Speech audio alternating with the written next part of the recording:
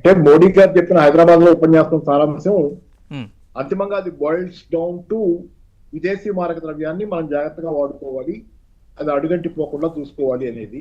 ఉమ్, అంటే మనం బంగారంలో మేజర్ బంగారం మనం మొత్తం దిగుమతి దరిదాపుగా 700 టన్నుల దాకా 700-800 టన్నుల దాకా సంవత్సరానికి దిగుమతి చేసుకునే వాళ్ళం ఉమ్, చేసుకుంటుంటాం. దానికి చాలా విదేశీ మారక ద్రవ్యం డాలర్లు ఖర్చు అవుతాయి.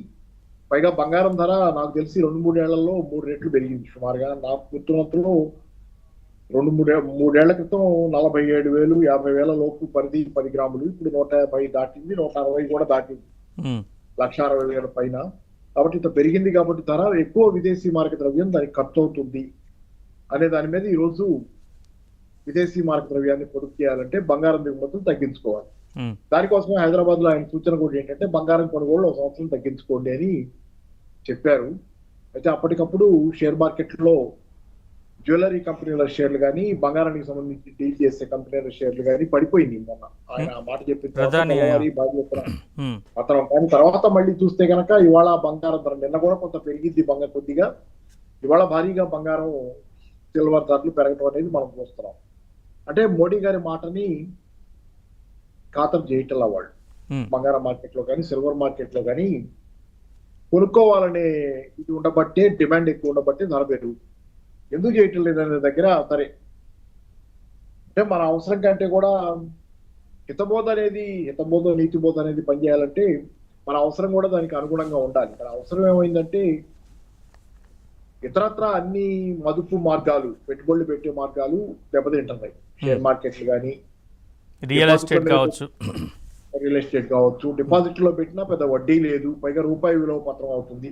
ఈ నేపథ్యంలో తమ డబ్బుని కాపాడుకోవాలని ప్రతి వాళ్ళు అనుకుంటారు కానీ ఇతరుల సలహాలు వినాలని అనుకోరు. తమ ఆత్మరక్షణ ప్రధానంగా ఉన్న దశలో ఈ సలహా పనిచేయాల.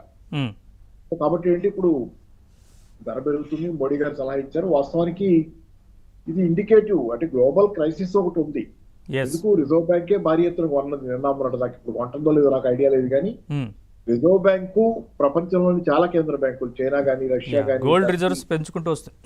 బాగా పెంచుతున్నారు, విపరీతంగా పెంచుకుంటున్నారు. ఎందుకంటే వాళ్ళకే నమ్మకం లేదు కరెన్సీల మీద. మనకెందుకు ఉండాలనే ప్రశ్న జనానికి సహజంగా ఉంటది.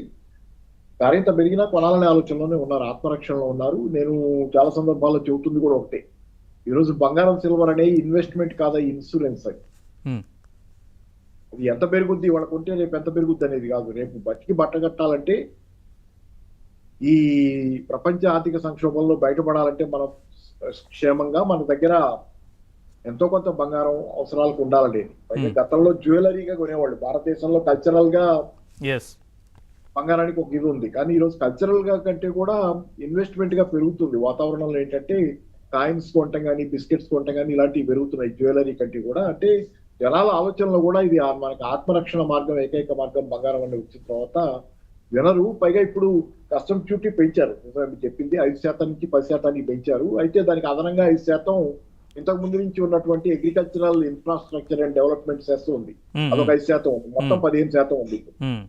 ఇప్పుడు కస్టమ్స్ డ్యూటీ రైట్ నో పెంచిన దాంతో 5%తో 15% అయింది. కానీ మీరు ఒక్కసారి గుర్తు చేసుకుంటే ఇంత చేస్తున్నాం మనం. కస్టమ్స్ డ్యూటీ 10% ఉంటేనే గోల్డ్ స్మగ్లింగ్ ఎలా జరుగుతుందో మనకు తెలుసు. చాలా చోట్ల గోల్డ్ మన ఎయిర్పోర్ట్ లో ఎక్కడెక్కడ పట్టుకుంటున్నారు. మీకు 1980s ఒకసారి వెనక్కి పోయి రివ్యూ చేసుకుంటే 1980s లో దావూద్ ఇబ్రహీం ఎక్కడి నుంచి వచ్చాడు? అప్పుడే కదా అతను డెవలప్ అయింది. క్రిమినల్ గ్యాంగులు అన్ని వచ్చింది, మాఫియా గ్యాంగులు 1980s లో గోల్డ్ స్మగ్లింగ్ తోనే వచ్చినాయి.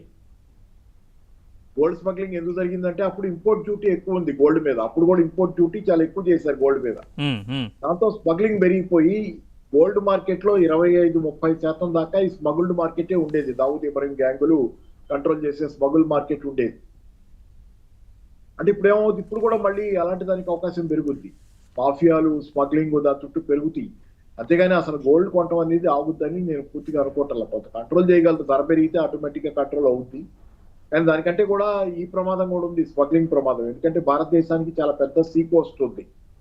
దాంతోపాటు విమానాల్లో కూడా రకరకాల రూపాల్లో తెస్తున్నారు దేశంలో.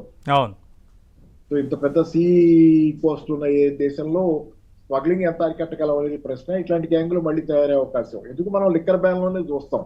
తమిళనాడులో విజయ్ చేసింది మంచి పని, కానీ లిక్కర్ బ్యాన్ పెట్టిన ప్రతి చోట, మా బీహార్ లో కూడా జరిగింది అదే, మాఫియాలు వచ్చినాయి. Liquor mafia. ఉమ్, ఇది కూడా గోల్డ్ మాఫియా. దావుద్ ఇబ్రహీం ఎదిగిందే దీని మీద, అప్పుడు పెద్దగా తయారైంది గోల్డ్ ఇంపోర్ట్ మీద, స్మగ్లింగ్ మీద. ఉమ్, సో ఈ ప్రమాదాలు ఉంటాయి కాబట్టి ఏంటంటే, కాకపోతే గత్యంతరం లేని స్థితిలో విదేశీ మారక ద్రవ్యాన్ని కాపాడటం అనే పేరుతో ఇది చేయక తప్పటం లేదేమో కానీ ప్రభుత్వానికి దీనివల్ల ఫలితం ఏంటి ఉంటుంది, మంచి ఎంత జరుగుద్ది చెడు ఎంత జరుగుద్ది బ్యాలెన్స్ చేసుకుంటే చెప్పలేము ఏమవుతుంది. ఉమ్, ఉమ్, ఉమ్. రైట్ రైట్ ప్రశాంత్ గారు, సో బంగారం అలాగే వెండిపై ఈ సుంకాలు పెంచిన తర్వాత కొనుగోళ్లపై వాటి ప్రభావం ఉంటుంది అనుకోవచ్చండి. ఖచ్చితంగా అండి. ఇప్పుడు మనం చూస్తే ప్రపంచ దేశాల్లో బంగారుని